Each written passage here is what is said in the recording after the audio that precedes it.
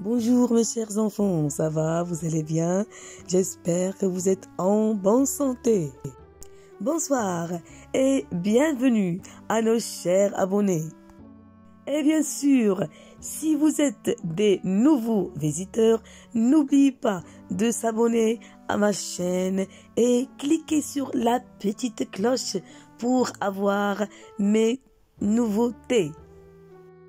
L'histoire d'aujourd'hui s'intitule l'histoire du vieux charpentier. Une belle histoire qui éveille l'attention des enfants et une fin, bien sûr, merveilleuse. Le but de l'histoire est la maîtrise du travail. Vous êtes prêts, mes chers enfants? Allez, je vais vous raconter aujourd'hui l'histoire de le vieux charpentier. Il y avait un charpentier qui a travaillé pendant de nombreuses années pour un entrepreneur en construction de maisons. En vieillissant, il a commencé à se sentir fatigué, de sorte que le menuisier a décidé de se retirer de la profession pour vivre une vie plus confortable avec sa femme et sa famille. L'entrepreneur était un peu contrarié parce que son bon charpentier, avec une longue expérience, quittera son emploi. Mais il a accepté et stipulé que le charpentier lui construise la dernière maison avant qu'il quitte le travail.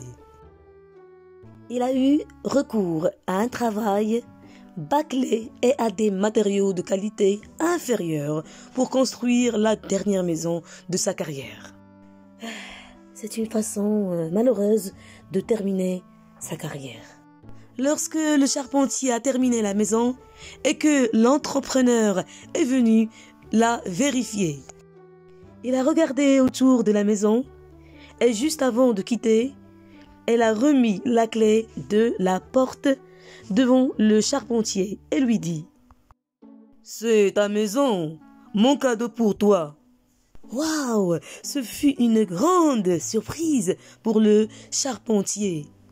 Même si c'était censé être bonne surprise, sauf qu'il ne sentait pas bien car il ressentait de la honte au fond de lui. S'il avait su qu'il construisait sa propre maison, elle aurait tout fait beaucoup mieux. قال رسول الله صلى الله عليه وسلم إن الله يحب إذا عمل أحدكم عملا أن يتقنه. Mon histoire est terminée.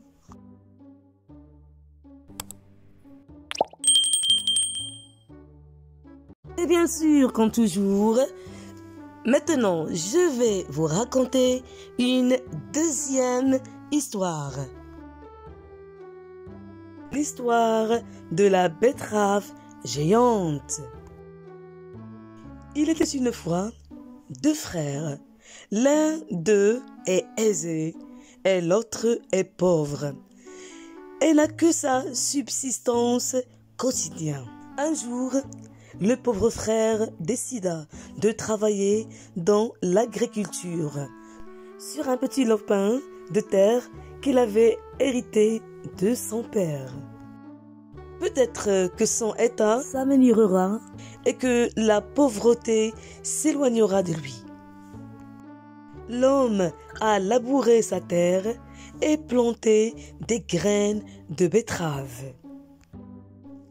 Et quand les graines ont poussé et mûri, il y avait parmi eux un grain qui était devenu si grosse qu'il était devenu impossible de le transporter sauf sur une charrette. Au début, l'homme était content de la betterave géante. Mais quand il l'a apportée au marché, il n'a trouvé personne pour l'acheter à bon prix. Il décida donc de la présenter en cadeau au roi. Alors, il se dépêcha de préparer le chariot sur lequel il chargea la pilule géante et se dirigea vers le palais royal.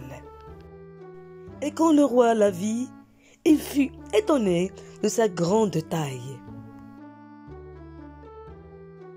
J'ai vu beaucoup de merveilles, mais un tel betterave que je n'ai jamais vu.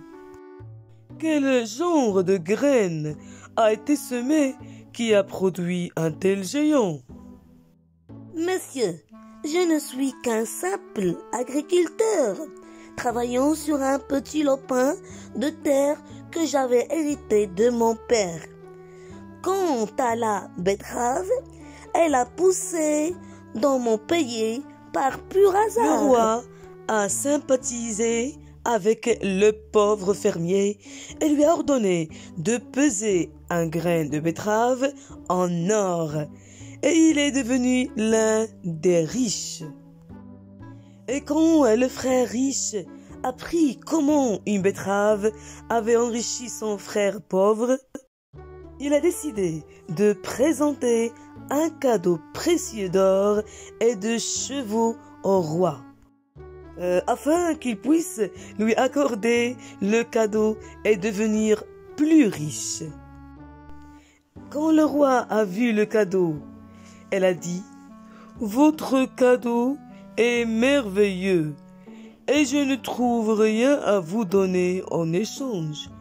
Plus merveilleux et plus rare qu'une betterave géante. » Ainsi, le frère riche a perdu son or et ses chevaux pour une betterave à cause de sa cupidité et de la jalousie de son frère.